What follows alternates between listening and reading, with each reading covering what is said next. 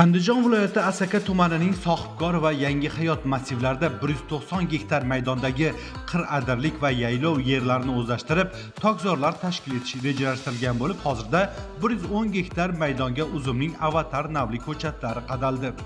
Shuningdek, suv ta'minoti og'ir bo'lgan hududda to'liq tomchilatib sug'orish tizimi joriy qilingan bo'lib, qator orollarga poliz va sabzavot ekinlari parvarish qilinmoqda.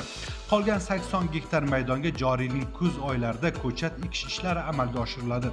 Mazkur loyiha Agrosanoatni rivojlantirish agentligi huzuridagi Agrosanoat innovatorlari MChJ ko'magida amalga oshirilmoqda.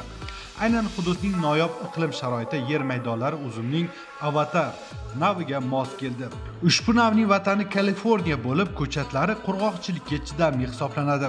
Mazkur bog' Kaliforniya tajribasi asosida yaratilgan bo'lib, uzum yetishtirishda yuqori samaradorlikka erishish, resurslardan oqilona foydalanish hamda mahsulot sifatini oshirish imkonini bermoqda. Shu bilan birga mazkur loyiha orqali mazkur joyni mintaqaviy turistik hududga aylantirish, 1000 ga yaqin ish o'rinlari yaratish, byudjetga qo'shimcha 3 milliard so'mlik tushum va 5 million dollarlik xizmatlar eksportini ta'minlash reja qilingan.